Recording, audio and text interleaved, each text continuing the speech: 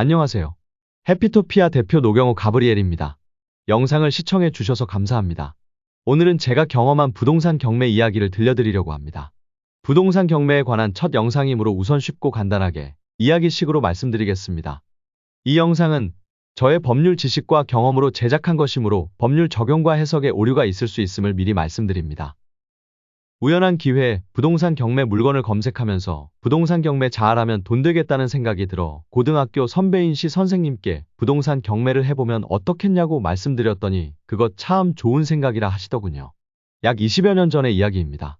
제가 여유 자금이 많아서 부동산 경매를 시작한 것은 아닙니다. 먹고 살기도 버겁던 시절이었습니다. 경제적으로 마이너스 생활을 하고 있었다고 보면 맞을 겁니다. 속된 말로 땡전 한 푼 없이 경매를 시작하게 된 것이지요. 제가 아는 시 선생님과 공동 투자하기로 했어요.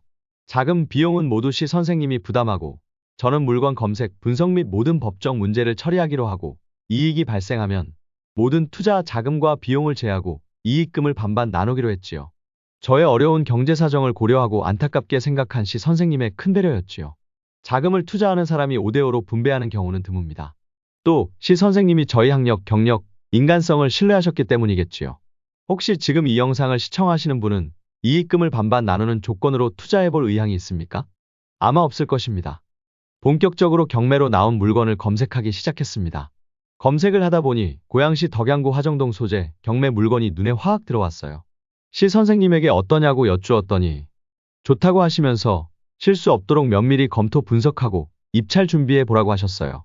화정시 외버스터미널로 사용되는 부지였으며 토지만의 경매였고 터미널 건물은 경매에서 제외되었지요.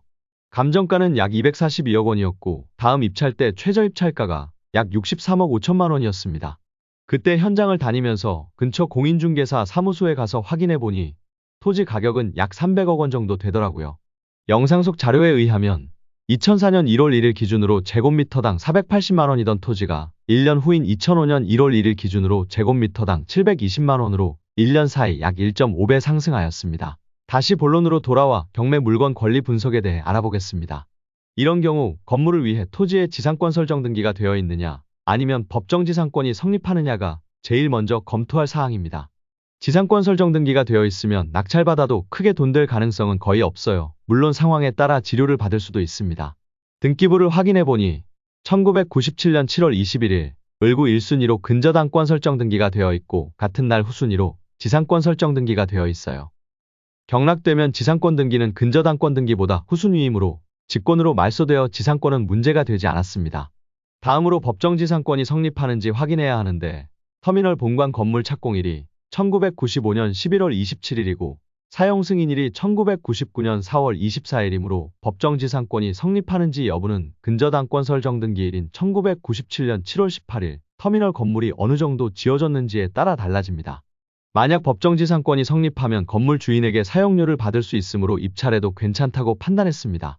법정지상권이 성립하면 건물 소유자에게 토지 사용료를 청구할 수 있고 건물을 철거하라고 할 수는 없으며 법정지상권이 성립하지 않으면 경락인은 건물 소유자에게 토지 사용료를 청구할 수 있을 뿐만 아니라 건물을 철거하라고 소송을 제기할 수도 있습니다.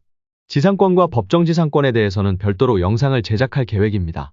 다음으로 이 토지를 낙찰받으면 고속버스 출입을 막을 수 있을지도 검토할 사항이었습니다. 특별히 문제될 것은 없었습니다. 이 토지는 도로가 아니니 도로교통법상 교통방해죄가 성립하지 않을 것이고 고속버스는 국가나 지방자치단체에서 운영하는 것이 아니고 주식회사가 운영하는 것이니 개인 대 개인, 즉 사적인 문제로 판단하였습니다.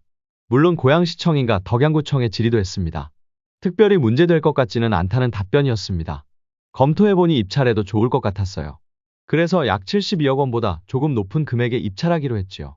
입찰기일은 2005년 4월 13일 오전과 오후였으며 앞에서 밝힌 바와 같이 오전 최저 입찰가는 약 63억 5천만 원, 오후 최저 입찰가는 약 50억 8천3백만 원이었습니다.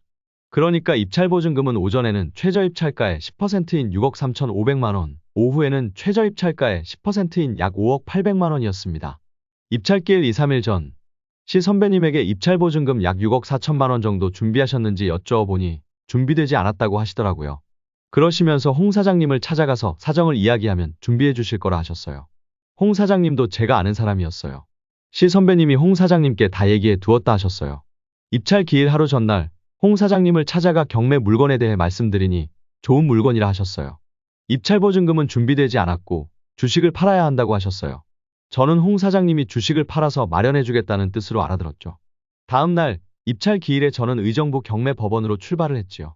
그 당시에는 고양법원이 생기기 전이어서 서울지방법원 의정부지원 관할이었어요.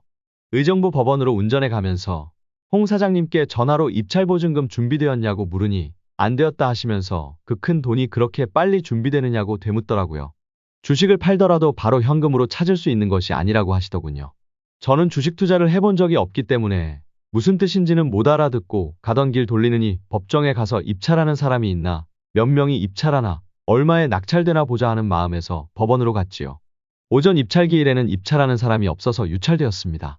저는 오전에 약 72억 원에 입찰하려고 했는데 입찰보증금이 마련되지 않아 입찰하지 못한 것이고 입찰보증금이 준비되었다면 낙찰받을 수 있었을 텐데 하는 아쉬움이 남았습니다. 오후 늦게 확인해보니 오후 입찰기일에 두 사람이 입찰하여 약 76억 8천만 원에 낙찰되었더군요. 감정가 242억 3,800만 원인 토지가 76억 8천만 원에 낙찰된 것입니다. 이번 경매 입찰 준비로 얻은 결론은 제가 경매 물건 권리 분석을 잘못하지는 않았구나 하는 자신감을 얻었습니다. 이렇게 하여 첫 도전은 입찰도 못하고 막을 내렸고 다음 경매 물건을 검색하기 시작했습니다. 낙찰받은 이야기는 다음 영상에서 소개해드리겠습니다. 다음 영상을 기대하셔도 좋습니다. 부동산 경매에 대한 최고의 영상을 만들어 가겠습니다. 구독, 좋아요, 공유, 알림으로 응원해 주시기를 부탁드립니다. 끝까지 영상을 시청해 주셔서 감사합니다.